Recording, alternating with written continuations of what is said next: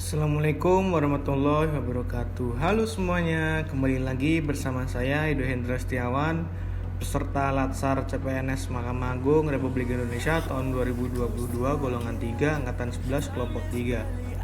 Sebelumnya saya telah menjelaskan mengenai substansi harmonis, loyal, dan adaptif. Kemudian pada kesempatan kali ini saya akan membahas lebih dalam mengenai substansi adaptif dan kolaboratif. Adaptif pada intinya adalah kemampuan atau kecenderungan untuk menyesuaikan diri pada situasi yang berbeda. Ini artinya bahwa penekanan dari adaptif itu sendiri adalah kemampuan untuk menyesuaikan diri.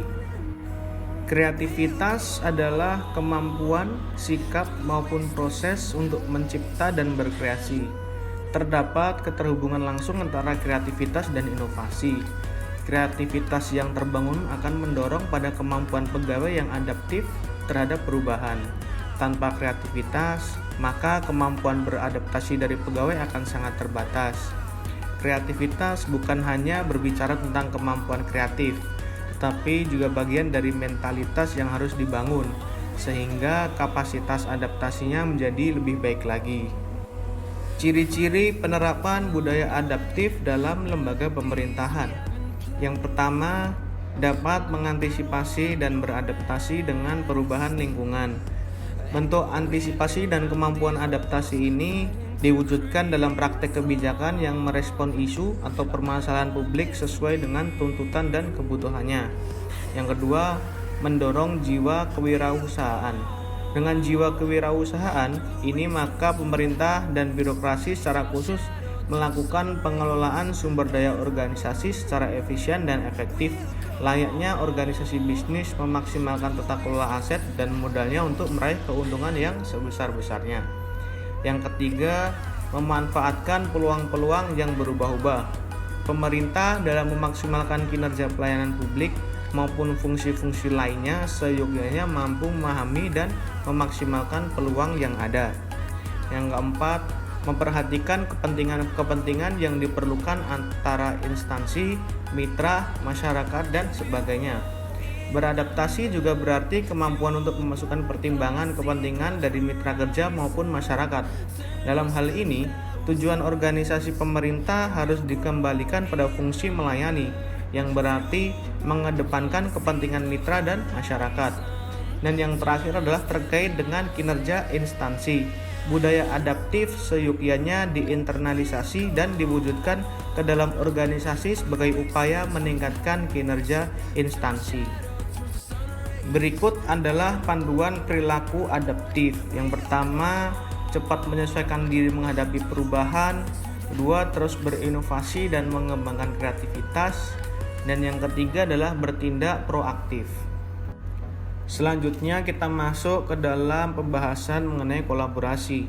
Menurut Gray, kolaborasi adalah proses berpikir antara pihak-pihak dengan keahlian yang berbeda yang dapat melihat aspek masalah yang berbeda secara konstruktif, dapat mengeksplorasi perbedaan dan menemukan solusi baru untuk masalah yang dimana masalah tersebut akan lebih sulit dipecahkan tanpa perspektif orang lain. Irawan mengungkapkan bahwa collaborative governance sebagai sebuah proses yang melibatkan norma bersama dan interaksi saling menguntungkan antar aktor governance. Terdapat 6 kriteria penting kolaborasi. Yang pertama, forum yang diprakarsai oleh lembaga publik atau lembaga. Peserta dalam forum termasuk aktor non-state. Kemudian peserta terlibat langsung dalam pengambilan keputusan dan bukan hanya dikonsultasikan oleh agensi publik. Forum secara resmi diatur dan bertemu secara kolektif. Kemudian forum ini bertujuan untuk membuat keputusan dengan konsensus, bahkan jika konsensus tidak tercapai dalam praktik. Yang keenam, fokus kolaborasi adalah kebijakan publik atau manajemen. Aspek normatif kolaborasi pemerintahan. Berdasarkan ketentuan pasal 34 ayat 4 Undang-Undang Nomor 30 Tahun 2014 tentang Administrasi Pemerintahan, diatur bahwa penyelenggaraan pemerintahan yang melibatkan kewenangan lintas badan dan atau pejabat pemerintahan dilaksanakan melalui kerjasama antar badan dan atau pejabat pemerintahan yang terlibat. kecuali ditentukan lain dalam ketentuan peraturan perundang-undangan. Berikut adalah beberapa panduan perilaku kolaboratif. Yang pertama, memberi kesempatan kepada berbagai pihak untuk berkontribusi, kemudian terbuka dalam bekerja sama untuk menghasilkan nilai tambah.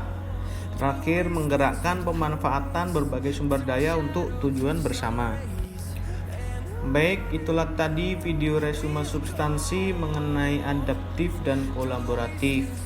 Terima kasih sudah menonton video-video saya. Semoga teman-teman sehat selalu dimanapun kalian berada. Sekian, Assalamualaikum warahmatullahi wabarakatuh.